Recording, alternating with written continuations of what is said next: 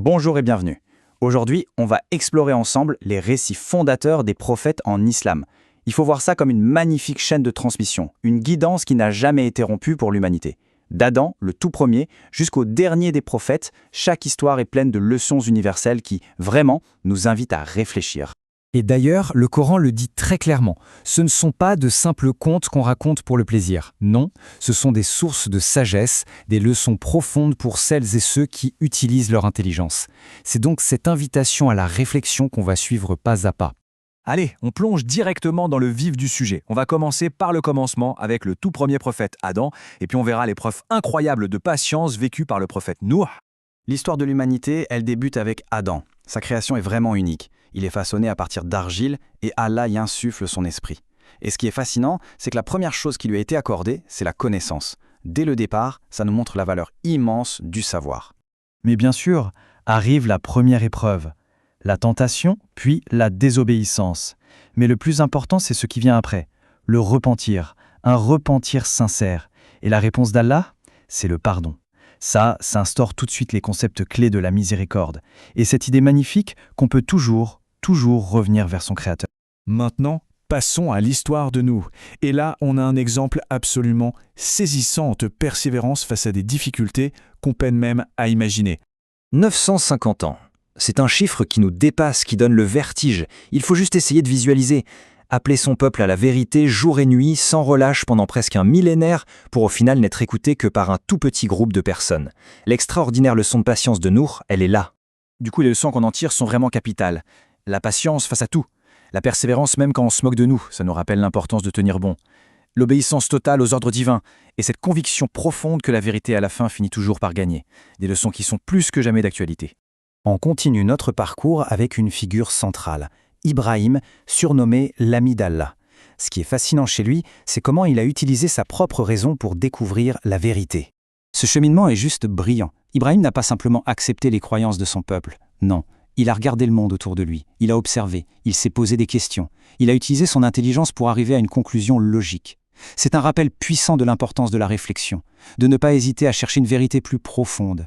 Il a compris que le Créateur devait être bien au-delà de tout ce qui apparaît et disparaît. Avec cette phrase toute simple et pleine d'ironie, Ibrahim a confronté son peuple à une logique imparable. Il a détruit leurs idoles, puis les a mis au défi de leur parler. C'était une manière géniale de leur montrer, par l'absurde, qu'elles ne pouvaient absolument rien faire. Une vraie prise de conscience provoquée. La réaction de son peuple, ça a été la violence. Mais la foi d'Ibrahim a été plus forte. Et sa récompense, ça a été une protection divine spectaculaire. Le feu, qui est normalement un symbole de destruction, a reçu l'ordre de devenir fraîcheur et paix. Un miracle qui nous montre que la protection d'Allah dépasse toutes les lois de la physique. Mais l'épreuve la plus dure était encore à venir. L'ordre de sacrifier son fils. Il faut bien comprendre que le but n'était pas le sacrifice en lui-même, mais la démonstration d'une confiance et d'une soumission totale à la volonté d'Allah. C'est cet acte de foi absolue, de la part du Père comme du Fils, qui est si marquant. La chaîne de la guidance continue avec deux autres prophètes majeurs, Moussa et Issa. Ils ont tous les deux été envoyés avec des signes divins très clairs, très puissants pour appuyer leur message. Alors pour Musa, le contexte est très clair. C'est une lutte contre l'injustice et l'oppression. Sa mission, c'était d'aller affronter l'homme le plus puissant du monde à son époque, le pharaon, et de libérer son peuple de l'esclavage. Et pour prouver qu'il venait bien de la part de Dieu, Musa n'est pas venu avec de grands discours, il est venu avec des miracles concrets, impossibles à nier. Un bâton qui devient un serpent, une main qui devient lumineuse, des signes qu'aucun magicien ne pouvait imiter.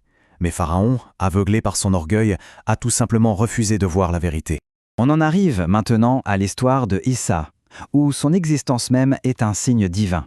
Sa naissance est miraculeuse, d'une mère vierge, Mariam. Et tout de suite après, un autre miracle. Alors qu'il n'est qu'un bébé dans son berceau, il prend la parole pour défendre l'honneur de sa mère et annoncer sa mission. Les miracles de Issa qu'il accomplissait toujours avec la permission d'Allah sont juste extraordinaires. Il guérissait des maladies considérées comme incurables, il ressuscitait même les morts. Chacun de ces miracles était une preuve éclatante pour son peuple, un signe pour les ramener vers l'adoration du Dieu unique. Pourtant, même avec tous ces signes incroyables, son message a été rejeté par beaucoup. Alors, face au complot qui visait à le tuer, le récit coranique nous dit qu'Allah l'a sauvé. Il ne fut pas crucifié, mais élevé vers Dieu. Et c'est là qu'on arrive au point crucial de tout ça. c'est que même si les histoires, les époques, les miracles sont différents, le message au cœur de tout ça, eh bien c'est exactement le même pour chaque prophète. Regardons ce tableau, il résume tout parfaitement. On retrouve ces principes partout. Le tawhid, c'est-à-dire l'adoration d'un Dieu unique, la justice pour tous, la moralité, l'honnêteté, la responsabilité de nos actes, et enfin, l'espoir dans le pardon et la miséricorde. C'est vraiment le cœur du message commun à tous les prophètes. Et ce verset du Coran vient le confirmer de manière définitive. Il est dit noir sur blanc, à travers l'histoire, chaque communauté, chaque peuple a reçu un messager. Et ce messager venait toujours avec ce même message central. Cette longue chaîne de prophètes se conclut avec Mohammed, paix et bénédiction sur lui. Son rôle, ce n'était pas d'apporter une nouvelle religion de zéro, c'était de confirmer les vérités apportées par tous ceux qui l'ont précédé, et de compléter ce message divin une bonne fois pour toutes, pour l'humanité entière. On termine cette exploration avec une question pour soi-même.